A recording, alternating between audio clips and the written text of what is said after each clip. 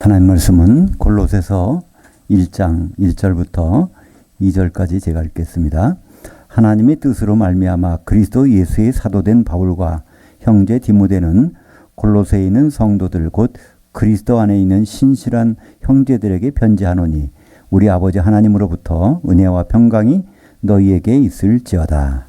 원전으로 다시 보는 골로새서, 오늘은 1장입니다. 하나님의 형상, 맏아들로 되신 예수 그리스도라는 제목으로 말씀을 나누겠습니다. 출애굽기를 35장까지 했는데요. 출애굽기는 40장까지 돼 있죠. 그 나머지 부분은 성막의 기구들을 만들어서 완전히 이제 설치하는 그런 내용들이기 때문에 나중에 시간이 될 때 마저 하고요. 우리가 신학 성경을 동영상으로 제작해서 다 유튜브에 다 올려놨는데요. 하나가 빠진 게 있었습니다. 그게 바로 골로새서예요. 이제 골로새서는 사람들이 많은 신학자들도 마찬가지로 신약 성경의 심장이라고 얘기할 정도입니다. 그래서 가장 핵심적인 내용이 골로새서에 들어있죠. 그러니까 심장이 우리 몸에서도 다 중요하지만 굉장히 중요하잖아요. 이 골로새서에서는 교회에 대한 말씀하시는데, 에베소서는 예수님의 몸이신 교회에 대해서 말씀하고 있다면, 이 골로새서는 교회의 머리 되신 예수님에 대해서 중점적으로 말씀을 하고 있습니다. 특별히 이 골로새서는 옥중서신 중에 하나죠. 에베소서, 빌립보서, 골로새서, 빌레몬서. 그래서 바울이 로마 감옥에 1차 갇혔을 때 그때 기록한 옥중서신. 옥중서신이 또 하나 있습니다. 두 번째 갇혔을 때 기록한 그것이 이제 디모데후서. 그건 이제 일반적으로 옥중서신이라고 불리지는 않지만 마지막으로 감옥에 있다가 순교당하기 직전에 기록한 것이죠. 그래서 이 옥중서신에서 특별히 골로새서는요, 특별한 내용이 아주 강조가 되어 있는데, 그 중에 예수님이 누구라는 사실을 아주 잘 드러내고 있습니다. 오늘 제목에 있는 것처럼 하나님의 형상이시라는 거예요. 예수님은. 이때 이제 우리말 형상과 우리말의 모양은 조금 성경 용어와는 정반대입니다. 그죠? 우리는 눈에 안 보이는 어떤 인격을 형상이라고 생각하고 눈에 보이는 겉에 나타나는 걸 모양이라고 하지만, 성경을 번역한 분은 그걸 반대로 해놨어요. 창세기부터 쭉 모든 부분을. 그래서 성경에 나온 형상, 그러면 일단은 눈에 보이는 거고요. 창세기 9장 5절 6절에 보면 형상이라는 것은 피가 있는 거고, 형상은 혼이 있는 거고, 이렇게 성경에서는 형상을 정의하고 있습니다. 형상은 한마디로 피를 가진 인간의 모습을, 이렇게 그런 것을 성경에서는 형상이라고 합니다. 예수님은 보이지 아니하시는 하나님의 형상. 이제 오늘 이제 골로새서 그 말씀이 15절에 나오는데요. 그래서 예수님이 누구신가? 하나님이 안 보이시는데 그걸 보이도록 우리에게 나타나셨습니다. 그러니까 보이기 위해서는 그 피를 가지셔야 됐고, 그죠? 사람이 되셔야 됐고, 그래서 피를 흘리시고 우리를 구원하시게 되시죠. 그리고 또 하나 중요한 단어가 맏아들이란 단어입니다. 그 우리는 예수님을 하나님의 외아들, 독생자라고 우리가 알고 있잖아요. 그건 대부분 사람들이 이렇게 압니다. 성경에 독생자라는 말이, 예수님을 독생자라고 하는 말이 5번 나와요. 맨 먼저 나오는 것이 요한복음 1장 14절에 말씀이 육신이 되셔서 우리 가운데 장막을 지셨음에 우리가 그 영광을 보니 하나님의 독생자의 영광이요 은혜와 진리가 충만하더라. 그래서 예수님을 하나님의 독생자, 독생자라는 의미는요 외아들이라는 의미입니다. 그러니까 외아들이면요 그 하나님의 집안에는 다른 아들이 있을 수가 없어요. 다른 자녀가. 근데 그건 무슨 뜻일까요? 외아들, 그분을 죽이도록 우리를 사랑하신다는 하나님의 사랑의 표현이 극치가 바로 독생자라는 단어입니다. 그죠? 하나님은 그런 분이에요. 독자라도 아끼지 않고 우리를 위해서 내어주신 분. 그래서 독생자라는 이 말은요 헬라어로는 모노게네스라고 합니다. 독생자는 모노게네스. 보통 모노레일 아시죠? 어디 우리나라에 그 있던가요? 의정부 쪽인가? 근데 가면은 그 레일이 하나 있는 거. 거기 이렇게 경전철이 모노죠? 예. 그 모노라는 것은 원래 헬라어로 하나란 뜻입니다. 게네스, 하나밖에 안 나왔다는 거예요. 그 집안에서는. 그러니까 독생자란 그 모노게네스. 근데 이 맏아들이라는 것은 프로토토코스, 맨 첫 번째로 나왔다는 뜻입니다. 그러니까 그 집안에서 첫 번째 아들이 있다는 얘기는 그 집안에는 아들이 많다는 얘기잖아요. 예. 그래서 모노게네스는 성경에 5번 나오는데요. 요한복음 1장 14절 18절, 3장 16절 18절, 요한일서 4장 9절. 그래서 이 모노게네스가 5번 나와요. 그럼 독생자가 5번 나오면은 맏아들은 몇 번 나올까요? 예, 5번 나옵니다. 맏아들도. 그러니까 이 맏아들 맨 먼저 나오는 것이 로마서 8장 29절. 그러니까 이 맏아들이라는 단어는 우리가 들어본 것 같지 않아요. 그죠? 어디 생각이 안 나. 왜 그럴까요? 8장 29절에 있는데 8장 28절 때문에 우리는 잊어버려요. 로마서 8장 28절은요. 보통 우리 목사님들이 신방 가실 때 많이 사용하시는 거죠. 예. 하나님을 사랑한 자 그 뜻대로 부르시분 입은 자들에게는 모든 것이 협력하여 선을 이루느니라. 그러니까 좋은 일은 좋아서 좋고 나쁜 일도 결국은 좋은 일을 바꿔주실 테니까 좋고 걱정하지 말아라. 이렇게 사용되는데 전혀 그런 뜻이 아닙니다. 번역을 너무 이상하게 한 거예요. 그 뒤에 바로 나오는 것이 8장 29절. 바로 우리가 맏아들을 예수께서 맏아들이 되게 하려 하심이니라. 그럼 예수님이 맏아들 좀 되게 하자는 거예요. 이 로마서 전체 내용은.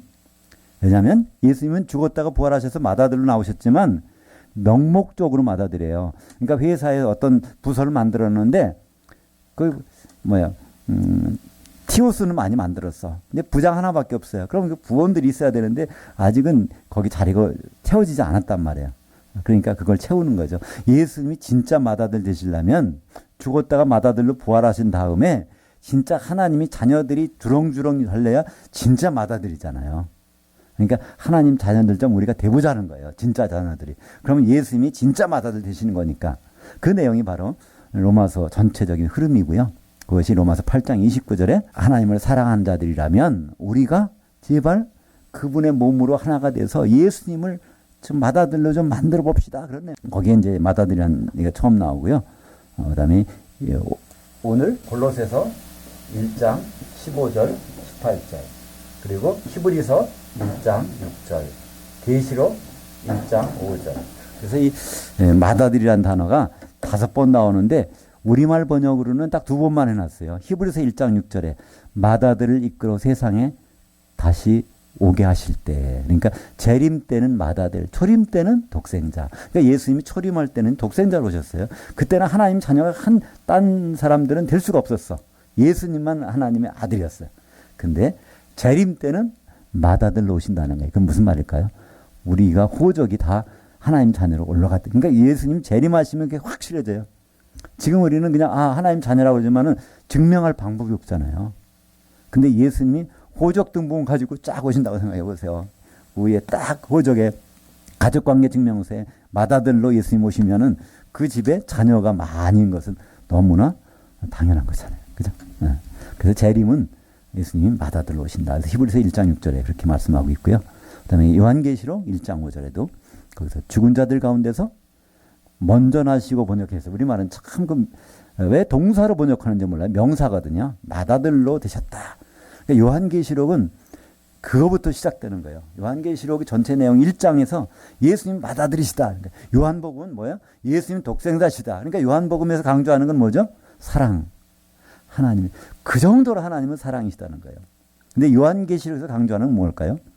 그거는요, 은혜예요. 우리가 노력해서 하나님이 자녀가 되는 것이 아니라 예수님이 일방적으로 맏아들 되셨기 때문에 티오를 만들어 놨기 때문에 하나님의 자녀가 됐다는. 그러니까 은혜라는 건 선물이잖아요. 우리 노력이 안 들어간 거예요. 그분이 맏아들 되심으로써 우리는 바로 하나님의 이 자녀가 되는 거예요. 그래서 요한계시록의 맨 마지막에는 뭐로 끝날까요? 주 예수의 은혜가 너에게 있을지어다. 그래서 요한계시록은 은혜에 대한 얘기고요. 요한복음은 사랑에 대한 얘기란 말이에요. 이 맏아들이라는 것은 우리가 한마디로 요약하면 하나님의 은혜를 나타내는 말이고요.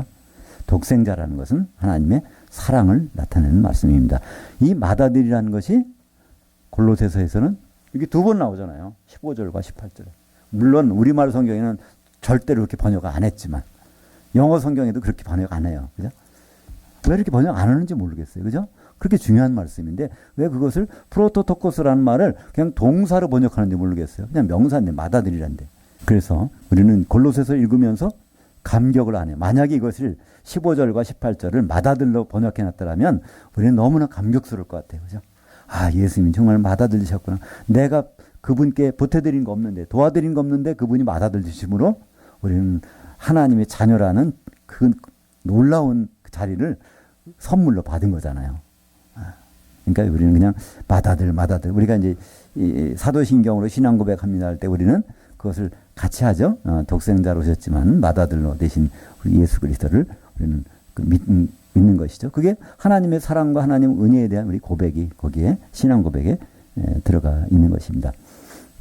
그 사도는 이 바울은 편지 때마다 자기의 신분을 밝혀요.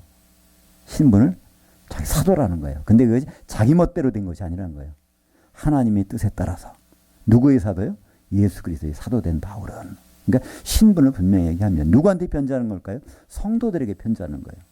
그래서 이 서신서는 형식이 다 똑같습니다. 사도가 성도에게 편지하는 거예요. 왜냐하면 사도들의 기초서구에 교회가 성도가 서여져야 되니까 다 그런 내용입니다. 근데 우리는 자꾸만 여기서 자꾸 사도가 되려고 그래요. 그러니까 자꾸만 성도들에게 말씀 전파해가지고 뭐 하려고 이렇게 하는데 그것은 일이 그렇게 되면은 하나님의 일이 될 수가 없습니다. 하나님은 교회라는 건축물을 세우려고 하시는데 기초석을 사도들로 깔아놓으시고 그에 성도들이 세워져야 되는데 성도들이 자꾸만 기초만 깔려고 그러면요. 하나님 입주는 언제 하신대요? 건물이 되질 않으면 그건 참 우리가 하나님의 사정을 조금 깨닫는다면 예수님의 사정을 이해한다면 우리는 하는 일이 당장 새로워지고 바뀌어질 수가 있죠. 그래서 오늘 또 여기 보니까 골로새서 1장 1절에 자기는 사도다 이렇게 얘기합니다. 그리고서 거기에 성도들 그 다음에 뭐라고 돼 있어요? 곧 성도들이라 함은 이런 정의를 내리고 있어요. 그러니까 성경에 이렇게 정의 내리는 것이 드물어요. 왜냐하면 다른 데도 얼마든지 있는데 다른 데는 뭐라고 번역한 줄 아세요? 성도들과 신실한 형제들에게 이렇게 해놨어요. 신실한 그러니까 에베소서 1장 1절에 보면요. 성도들과 신실한 믿는 자들에게 그 신실한 자들에게 편지하노니 이렇게 해놨어요. 그러니까 성도들 따로 있고 신실한 자들 따로 있고 이렇게 번역을 해버리니까 성도가 있고 이게 다르게 있구나 생각하는데요. 성경 원문에는요. 헬라어를 연결시킬 때 앞에는 정관사가 있고 뒤에 정관사가 없으면 뒤에 있는 말은 앞에 거를 설명해 주는 말이라고 그랬죠. 그러니까 성도들 곧 그리스도 안에 있는 신자. 그것도 그냥 신자라고 번역하면 우리가 알 수 있을 텐데 쉬울 텐데 신실한 자들이라고 번역해버리니까 신자라고 하면 딱 되는데 왜 그걸 갖다가 신실한 자들이라고 번역을 복잡하게 해놨는지 모르겠어요. 쉽잖아요. 그죠? 성도란 그리스도 안에 있다는 그리스도의 몸을 만들고 있다는 얘기죠. 그리스도의 몸을 교회를 그리스도의 몸을 만들고 있는 바로 신자다. 이게 바로 성도의 정의입니다. 우리는 예수 믿고 구원받을 수 있어요. 그리고 거듭날 수 있어요. 그건 어디까지는 신자입니다. 근데 성도는 아니에요. 성도라고 하면 그리스도 안으로 그리스도의 몸 안으로 들어와 있는 사람을 성경에서는 성도라고 이렇게 얘기하고 있습니다. 그래서 성도가 누군지 신자가 누군지 우리는 보통 성도하면 자부심이 없어요. 그죠? 정말 교회 생활 이렇게 오래 했어도 아직도 성도야? 아직도 그 서리 집사도 안 됐어요? 이렇게 하면 얼마나 기분 참 그렇잖아요? 하다가 뭐 어떤 분은 그냥 안수 집사 뭐 그러다가 더 올라가서 장로님까지 올라갔는데 수십 년간 믿어갖고 성도밖에 안 돼서 그러면 얼마나 좀 그렇잖아요. 근데 성경은 그렇지 않다. 우리가 내세울 수 있는 가장 최대 신분은요. 우리는 성도예요. 그냥 사도는 티오가 찼어요. 12. 사도가 더 있지 않아요. 요한계시록 21장 14절에 보면 거기에 새 예루살렘 성을 설명하면서 12사도들이 그 이름들이 거기 있다는 거예요. 그러면 다른 사도는 예수님 사도는 없다는 거예요. 그렇다면 우리가 가질 수 있는 최고의 신분은 성도입니다. 그죠? 근데 우리는 성도를 우습게 생각하는 경우가 참 많이 있습니다. 근데요. 그게 어디서 표현하는지 아세요? 데살로니가 후서 1장 10절 보겠습니다. 거기 한번 읽어볼까요? 그날에 그가 강림하사 그의 성도들에게서 영광을 받으시고 모든 신자들에게서 놀랍게 여김을 얻으시리니 여기서 그날에 그러니까 여기서 예수님하고 만나는 장면이 있어요. 근데 성도들에게서 영광을 받으신다는 거예요. 이 영광이라는 것은 그 예수님이 계획했던 일이 드러나는 거예요. 바로 혼인잔치가 이루어지는 거예요. 거기서. 그죠? 근데 신자들은 그걸 보고 야 정말 이게 진짜네. 그래서 결국은 혀를 차고 나중에 불석균 유리바도 들어가면서 그냥 놀라고 있다는 거예요. 거기서 완전히 달라집니다. 그죠? 우리는 그냥 신자하지만요. 신자로 머물러 있으면 갈 곳은 뻔해요. 지옥밖에 없어요. 좀 너무나 제가 말씀을 막 하는 거 들릴 수도 있는데요. 성경이 그렇다니까요. 데살로니가후서 1장 10절이 그런 말씀이에요. 성도들에게서 영광을 받으시는데 신자들은 그걸 보고 야 거기서 쫓겨나가지고 성도들만 쳐다보면서 하고 있다가 한탄하고 한다는 거예요. 성경 원문에 보면요. 거기에서 믿었던 자들이라고 돼 있어요. 정확히 말하면 믿었던 자들. 그러니까 믿음이 지속되지 않았다는 거예요. 과거 믿긴 믿었어요. 그러니까 이 믿음이라는 것은요. 성경에서는요. 현재 진행형입니다. 예수님 오실 때까지 믿는 게 진짜 믿는 거고요. 그러면 그게 성도예요. 근데 지금 믿는데 내일 어떻게 될지 몰라. 이거는 그냥 신자로 끝나는 거죠. 거기 제가 준비해놨네요. 요한계시록 21장 14절 같이 한번 읽어보죠. 그 성의 성곽에는 12기초석이 있고 그 외에는 어린 양의 12사도들의 12 이름들이 있더라. 그 새 예루살렘이 성도들이 한 몸 된 어린 양의 신부란 말이에요. 그 기초석에 12사도들이 있는 거예요. 그러니까 사도의 일과 성도의 일은 전혀 다른 거예요. 뭐가 더 좋다 나쁘다를 떠나서 전혀 별개의 일이 제대로 되면 이게 예수님의 완성된 신부로 가는 과정에 있는데 이것을 너무나 우리는 구분을 안 하고 살아요. 심지어 성경에는 증인이란 말이 나와요. 예수님의 증인이 누굴까요? 사도밖에 없어요. 절대로 다른 건 증인이 아니에요. 증인이란 뜻은요. 성경에서 목격자라는 뜻이에요. 예수님을 목격하고 그 뜻대로 받아서 활동하는 사람 바로 이 12사도밖에 없습니다.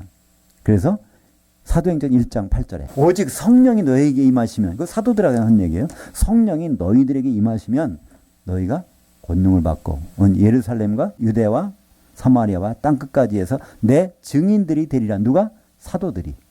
근데 우리는 자꾸 내가 예수의 증인이다. 나 성령 받았으니까 예수의 증인이다.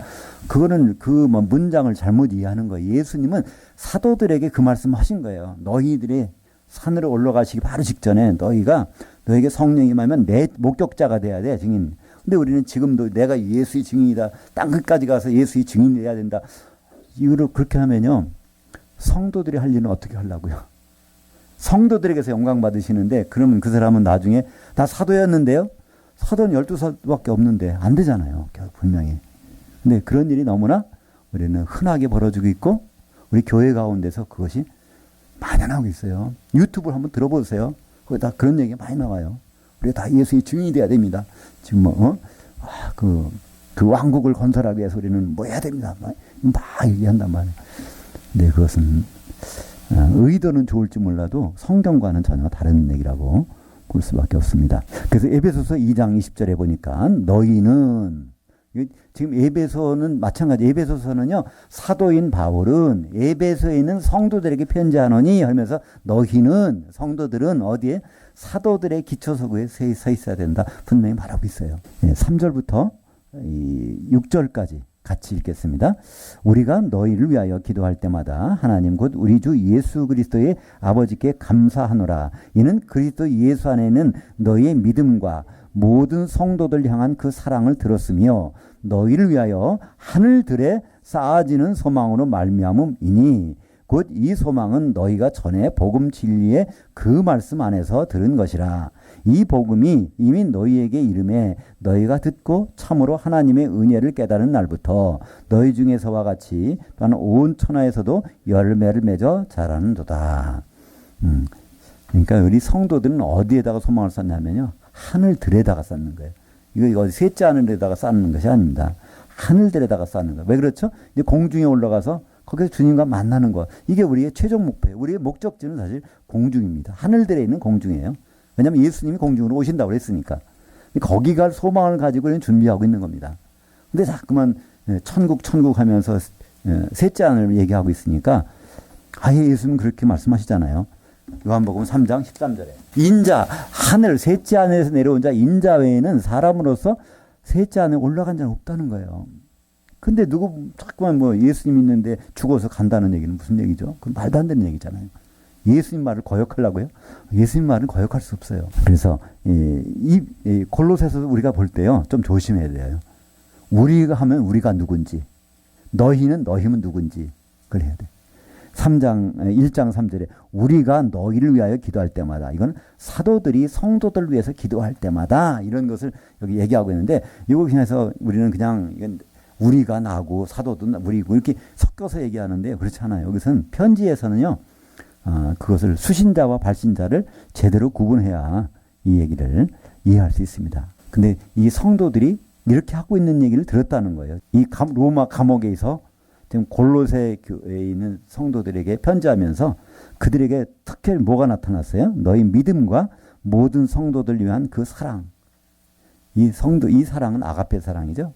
이것이 바로 새 계명을 지키는 겁니다. 요한복음 13장 34절에 새 계명을 너희에게 주노니 너희는 서로 사랑하라. 그때 사랑은 어떤 사랑이요? 내가 너희를 사랑한 그 사랑으로 살아가는 거예요. 아가페 사랑으로. 세상 사랑이라는 얘기가 절대로 아닙니다. 근데 그러한 사랑이 여기 있다는 걸 들었다는 거예요. 골로새 교회가 그 믿음도 있고 아가페 사랑도 있다는 거. 어떤 성도들 간에 그것은 바로 너희를 위하여 하늘들에 쌓아둔 소망을 자꾸만 쌓고 있다는 겁니다. 공중에 올라가서 주님을 만날 그 소망을 쌓고 있는 것인데, 그것이 바로 복음 진리의 핵심이라는 것입니다. 그것이 이제 골로새 교회뿐 아니라 전 세계에서도 그런 방식으로 이제 공중에 소망을 두고 그 열매가 자란다는 것입니다. 왜 사도 바울은 이렇게 말을 할까요? 이렇게 하는 그 원칙이 있습니다. 성경에서는요. 사도를 세우신 목적이 있어요. 선지자 세우신 목적이 있고요. 복음 전도자, 목사를 세우신 목적이 있다고요. 그건 모든 것은요, 성도들이 제발 좀 어떤 일을 하기 위해서. 그러니까 지금 사도가 감옥에서 골로새 교회, 터키에 있는 골로새 교회에게 편지를 쓰면서 하는 간절한 얘기는요, 바로 그리스도의 몸을 좀 세우는 거, 그걸 확실히 하자. 이 의도가 그거란 말이에요. 바로 같은 자리에서 에베소서도요, 골로새서도 같은 시간에 쓴 거예요. 같이. 에베소에 보내는 편지는 뭐라고 썼나요? 한번 볼까요? 에베소서 4장 11절과 12절.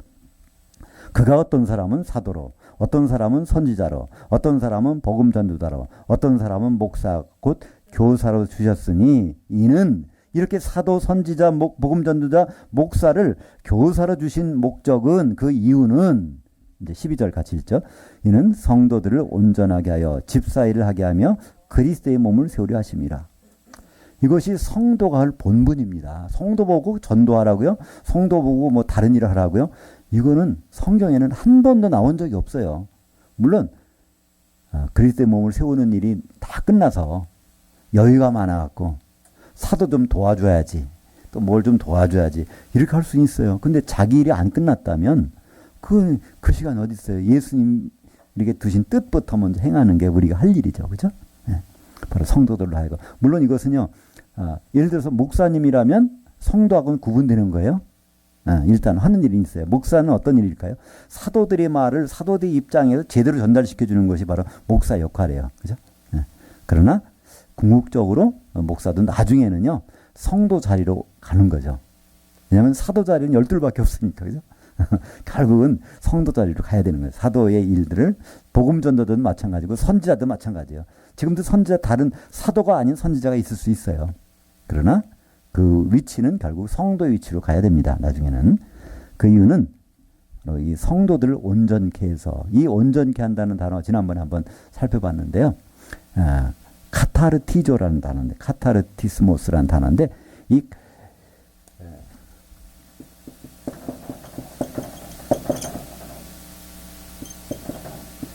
동사는 이제 카타르티조고요.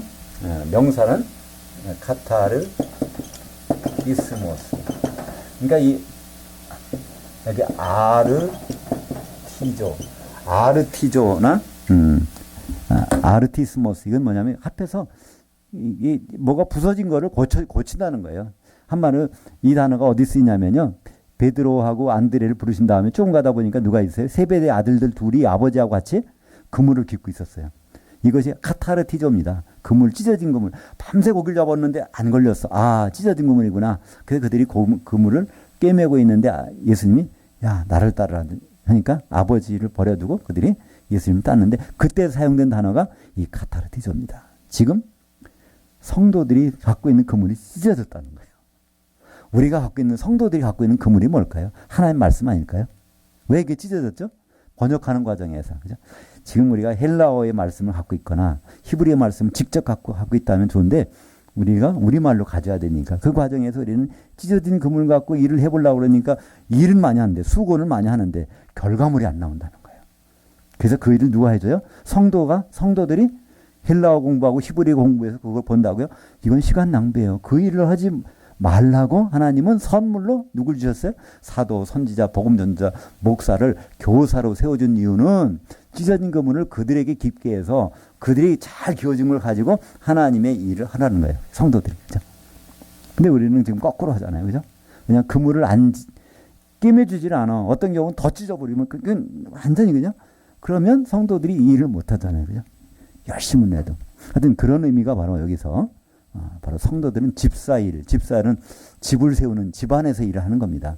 원래 집사일이라는 것은요, 디아코노스라고 그래서, 디아라는 것은 가로지른다. 코노스는 먼지 굳은 일을 가로지르면서 집안일을 청소하고, 그 다음에 사람들을 식사를 대접해서 해오고, 집안 사람들을 잘 먹여주는 일, 서로. 이것이 바로 집사일이거든요. 그거 하라는 거예요.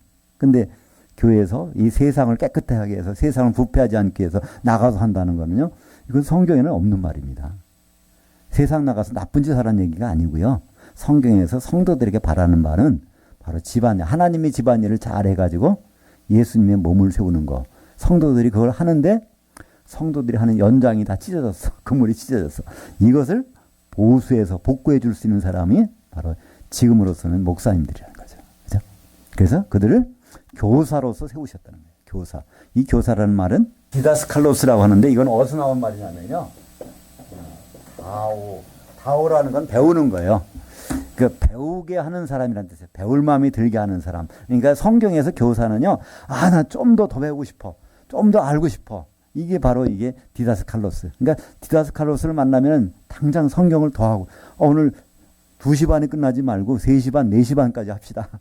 더 배우고 싶은데요. 이러면요. 교사의 일을 잘하는 거고요. 왜 시간 지났는데 아직 안 끝나나요? 빨리 끝납시다. 이러면 디다스칼로스 역할을 잘 못하는 겁니다. 바로 그런 역할을 하라고 목사님들을 이렇게 세워주셨다는 것입니다.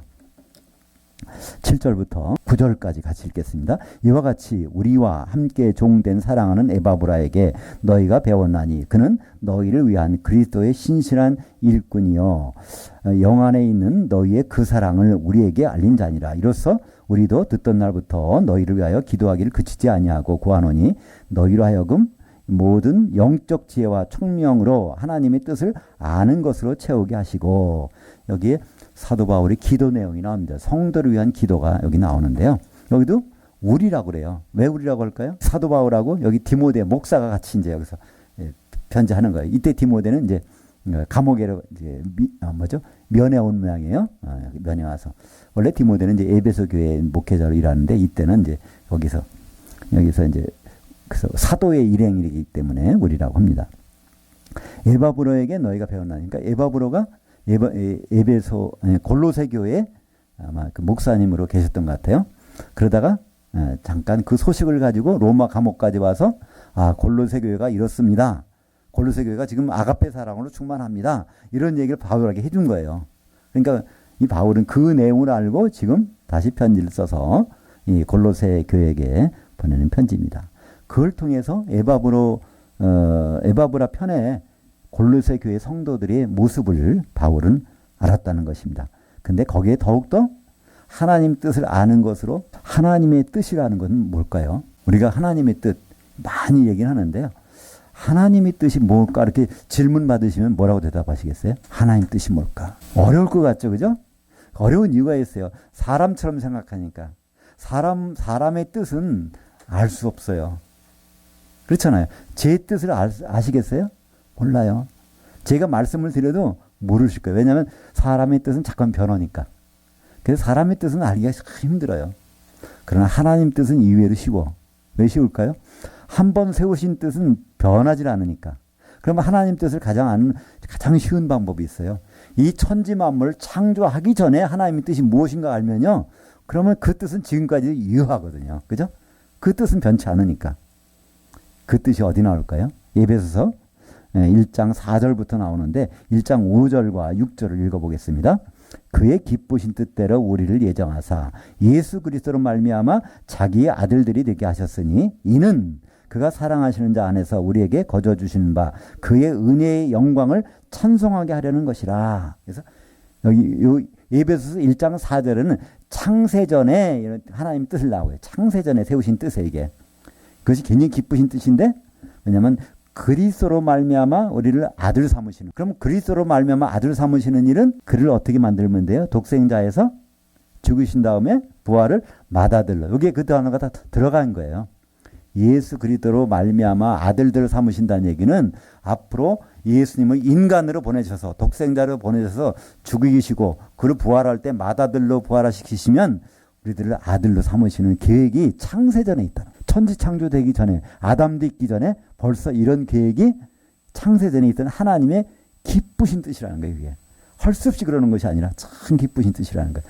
근데 이렇게 하신 이유가 6절에 나옵니다. 에베소서 1장 6절에 보니까 이는 왜 굳이 하나님의 아들들 만들려고 하셨을까? 이유가 나와요. 그것은 바로 우리에게 거저 주신 바 그의 은혜의 영광을 찬송하려 하려는 것이라. 우리 성도들로 하여금 그 은혜의 영광을 찬송하게 한다는 거예요. 아, 드디어 성도들이 그 은혜의 영광을 찬송하는 때가 온다는 거예요. 그래서 어디 나오죠? 요한계시록 19장에 혼인날. 바로 예수님, 그 맏아들과 결혼할 신부로 준비되는 그것이 그 나타나는 날 할렐루야 할렐루야 할렐루야 4번 울리잖아요. 요한계시록 19장에 혼인날. 이거 바로 은혜의 영광을 찬송가 부르는 거예요. 할렐루야라는 찬송가를. 이것 때문에 바로 창세전의 뜻을 세우셨다는 거예요. 그러니까 이걸 정리하면 이래요. 하나님의 뜻은요. 우리를 자녀 삼으시는 게 그게 뜻이 아니에요. 그건 과정이에요. 우리를 자녀 삼으셔서 우리가 한 몸 돼가지고 예수님의 신부를 결혼하시는 그것이 바로 하나님의 기쁘신 뜻이란 말이에요. 그것까지 가는 게. 근데 중간에 하나님 자녀 됐다고 예수 믿어서 구원받았다고 할렐루야 끝난다면 결혼식은 어떻게 되는가? 그러니까 예수님이 결혼과 관련돼서 하나님은 이 모든 계획을 세우셨고 그 뜻을 우리를 통해서 이루어 가시는 것입니다.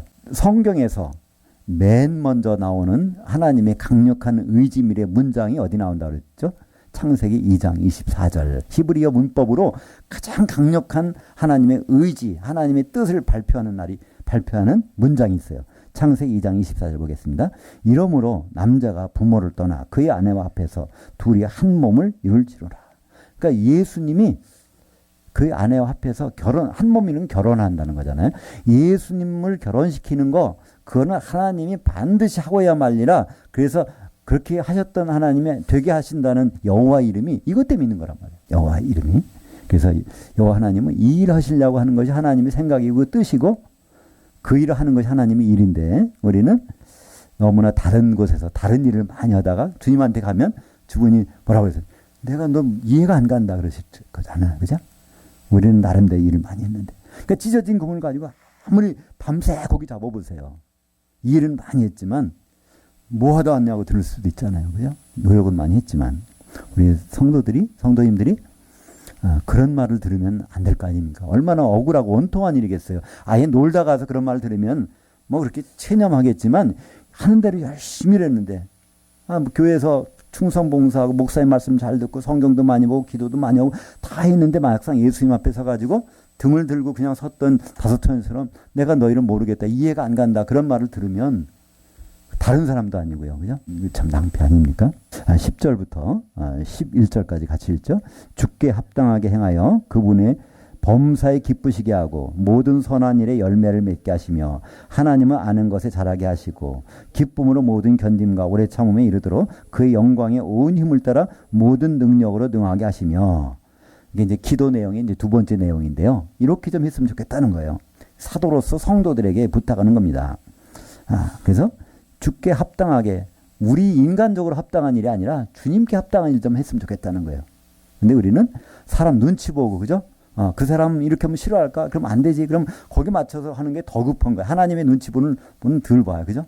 인간들끼리 사람들끼리 눈치를 많이 본단 말이죠. 그리고 그분을 범사에 기쁘시게 한다는 겁니다. 이게 하나님을 기쁘시게 한다는 건 뭐죠? 그분이 원하시는 일을 하면 기쁘신 거잖아요. 그죠?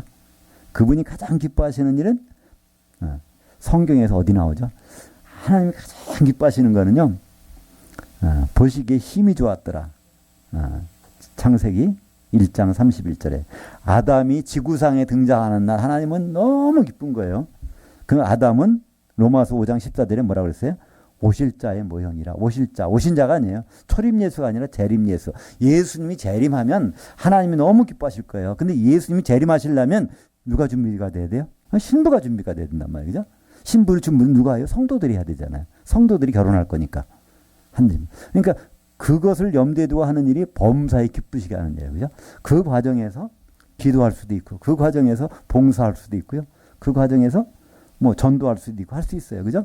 그러니까 전도의 목적이 결혼을 위해서라면 너무 좋은 거예요. 그죠? 근데 전도의 목적이 하나님 일 많이 넣고 나중에 칭찬받으려고 한다?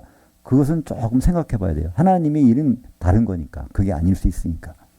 그러니까 이 모든 것은 범사에 그를 기쁘시게 하는 쪽으로 방향을 정해야 된다는 것입니다. 그래서 거기 모든 선한 일에 열매를 맺게. 이 선한 것도 기준이 누구라고요? 하나님의 선한 것이라고요. 우리 인간은요, 그 선한 기준을 세울 수가 없어요. 나라마다 다르거든요. 지금 우리나라는 이제 바뀌어갖고, 오른쪽으로 가면 사람은 오른쪽으로 걸어야 되잖아요. 그죠? 옛날에는 그 전에 좌측 통행이 됐어요. 제가 미국에 처음 간 게 1981년도입니다. 79년이네요. 1979년도에 제가 미국을 처음 갔어요. 출장으로. 근데 가서 그냥 이제 공항에 내려가지고 계단 올라가고 할 때마다 자꾸 사람 부딪히는 거예요. 계속 부딪혀요.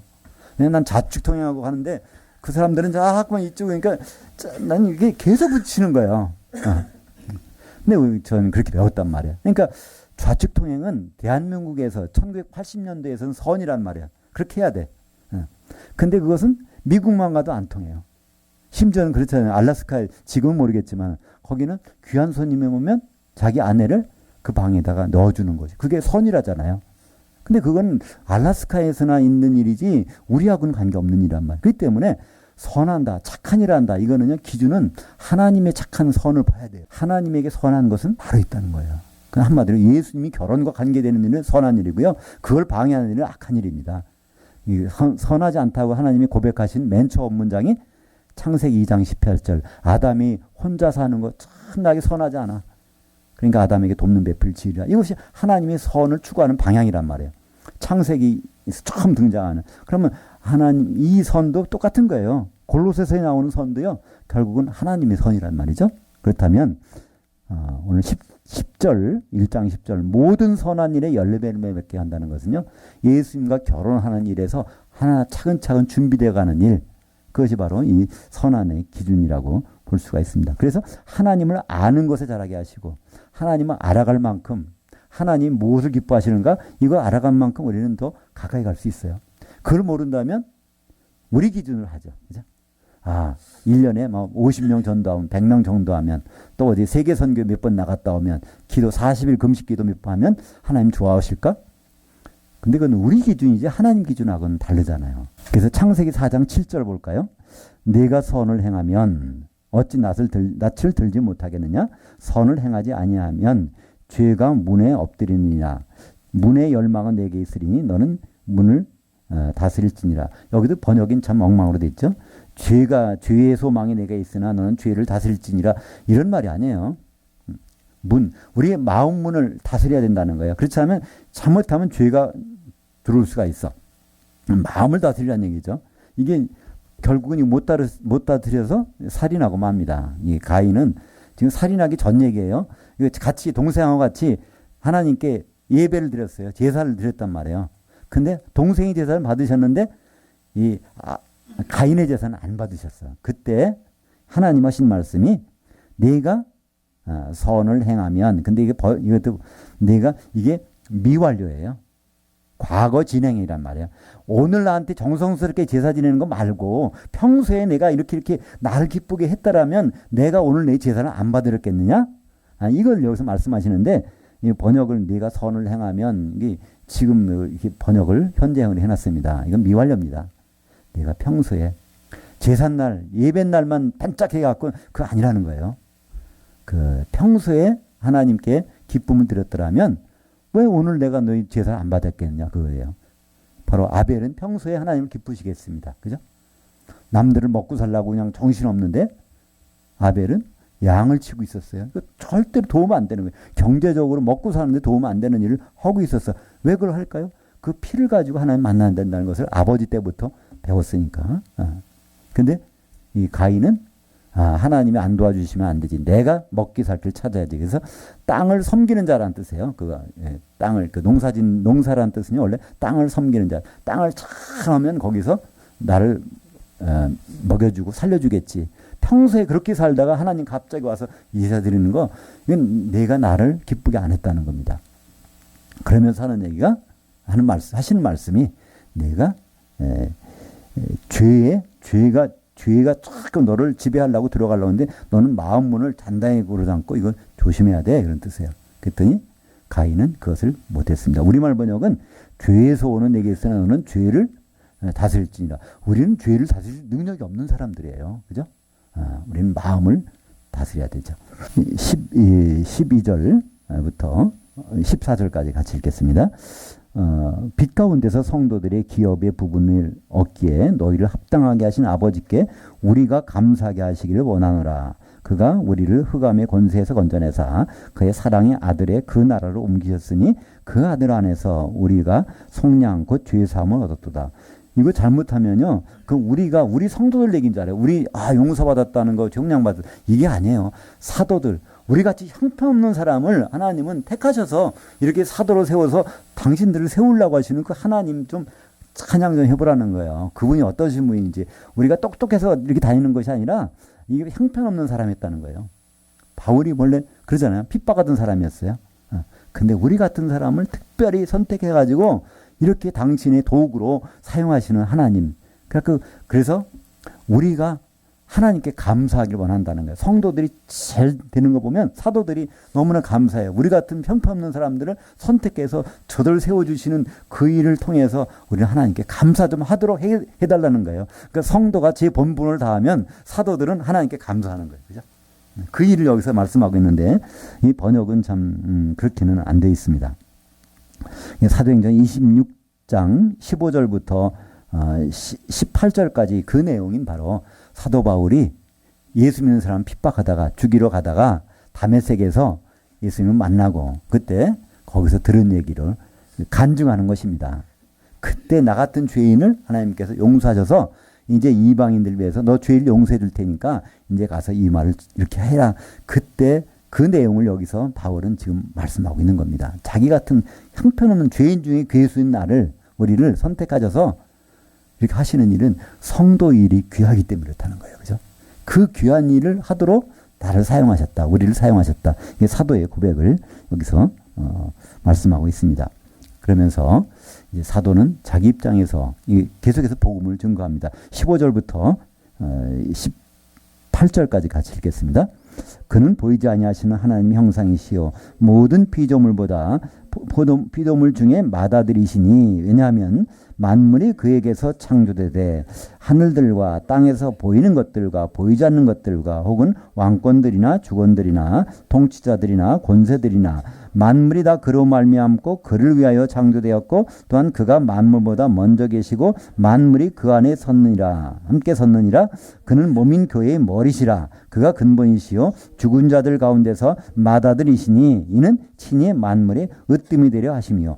15절과 18절에 바로 이 맏아들 나오는데 다 이것을 그냥 먼저 나시기 이게 동사로 번역해 버렸어요. 중요한 말씀인데요. 그래서 여기 만물은 다 누굴까요? 만물은 이거 만물이 아니에요. 사물이 아니에요. 모든 성도들입니다. 모든 성도들.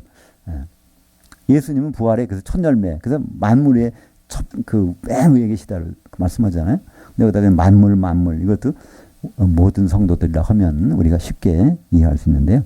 고린도전서 15장 23절 하반절 같이 읽죠.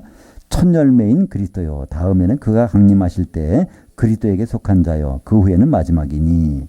여기서 맨 첫 번째 부활 얘기하는 거예요. 부활의 첫 열매. 영의 몸을 입고 부활하신 분은 예수님이 첫 번째예요. 영의 몸을 입고.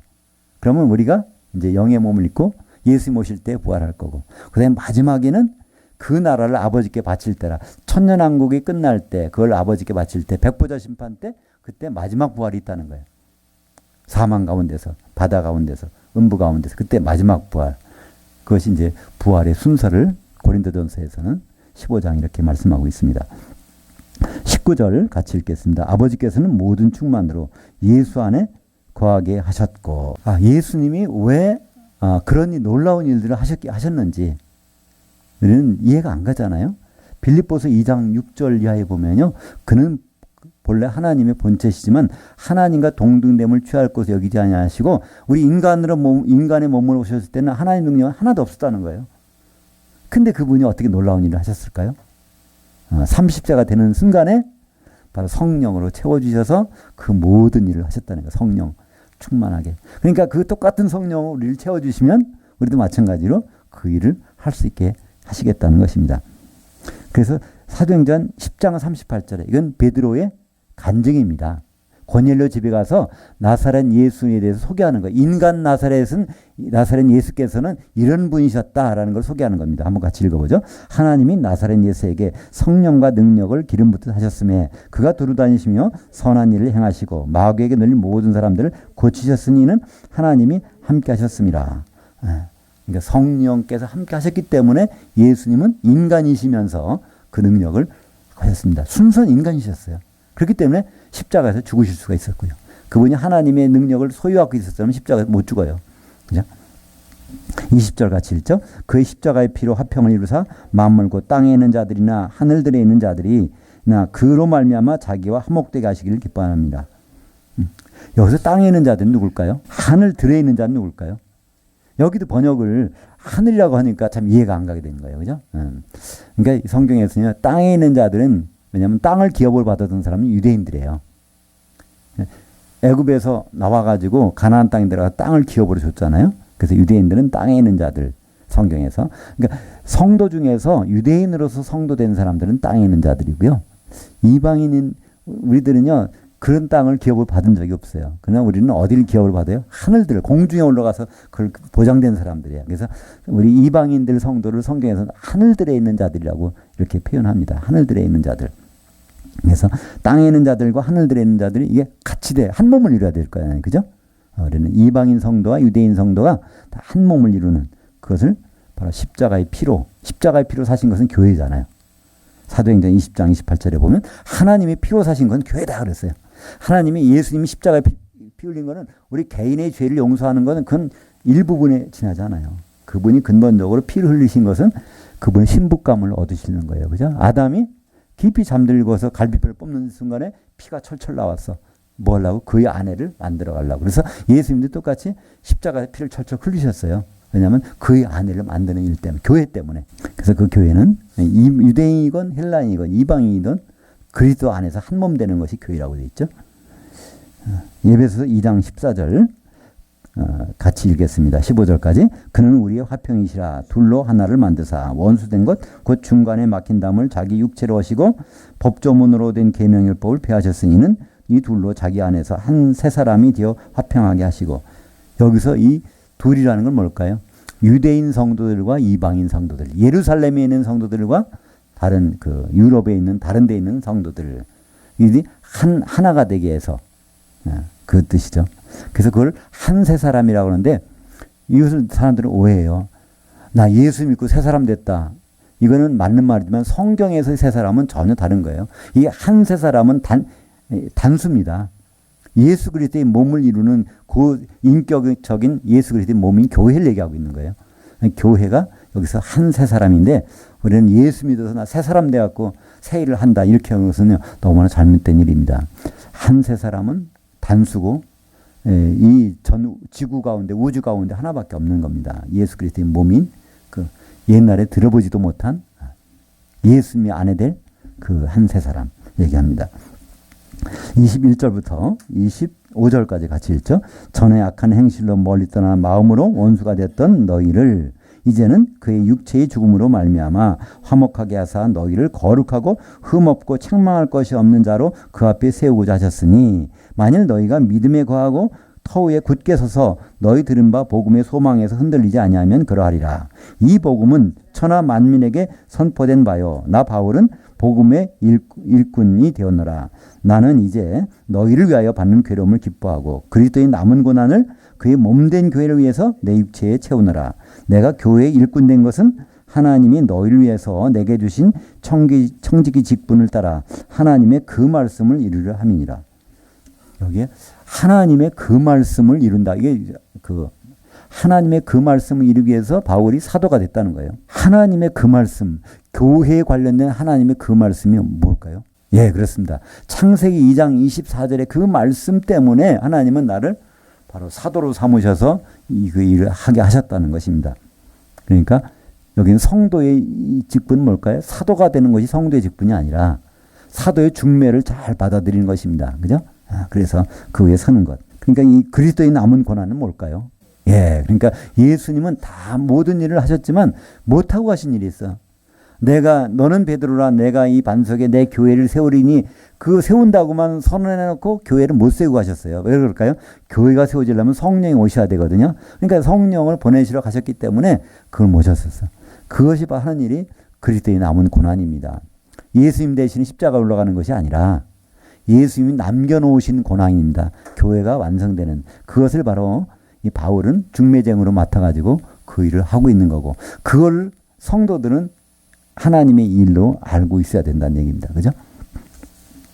에베소서 5장 31절과 32절 같이 읽겠습니다. 그러므로 사람이 부모를 떠나 그의 아내와 합해서 그 둘이 한 육체가 될지니 이 비밀이 크도다. 나는 그리스도와 교회에 대하여 말하노라. 그 창세기에서는 남자라고 되어 있고 에베소서 5장 31절에는 사람이라고 되어 있어요. 근데 그것도 남자라고 번역해야 됩니다. 왜냐하면 남성 명사를 사람이라고 해놨으니까 남성 명사예요. 근데 이제 우리 영어에서는 남성 여성이 여기 표시가 안 되니까 있지만은 그러니까 똑같아요. 남자라고 해야 되니까 창세기 2장 24절도 남자가 부모를 떠나 에베소서 5장 31절도 남자가 부모를 떠나 그러니까 에베소서 5장 31절은 창세기 2장 24절을 카피한 거예요. 하나님의 결심 이거는 큰 비밀이라는 거예요. 비밀이라는 건 세상 사람들이 깨닫지 못하는 거예요. 어떤 때까지? 계시가 임할 때까지. 그러니까 이것을 아무도 바울이 1호로 깨닫는 사람이에요. 그래서 성경에 기록한 거예요. 창세기 2장 24절이 뭔지를 아무도 몰랐다니까요. 바울에게 계시해 주신까지는 남자가 부모를 떠나 그 아내 앞에 한 몸을 일지니라. 이거 아담 얘기인가 누구 얘기인가. 그러니까 우리는 이 세상에 태어나면은 참 결혼해갖고 잘 사는 게 하나님 뜻인가 보다. 그러니까 결혼식을 잘해서 끝까지 잘 백년해로 하면 이것이 하나님 우리에게 바라시는 것이구나. 이렇게 알고 있었는데 전혀 그게 아니라는 거죠. 이건 비밀이라는 거예요.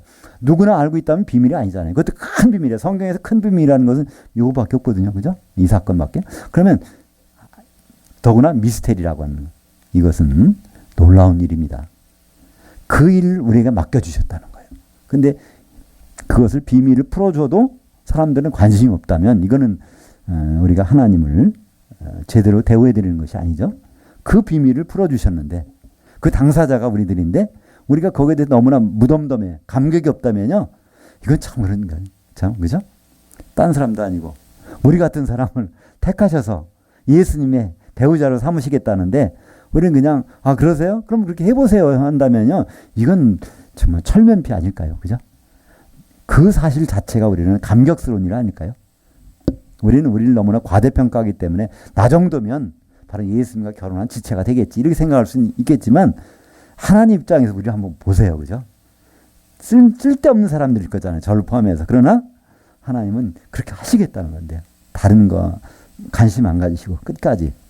그러니까 이것이 바로 주님의 은혜인데 우리는 세상 살기에 바빠서 여기엔 별로 관심이 없는 것 같아요. 큰 비밀이라고 그러는데 여기서 메가라는 단어를 썼어요. 메가톤급 단어예요. 이게 메가톤급 비밀이라는 거예요. 큰 비밀. 26절부터 마지막 절까지 읽겠습니다.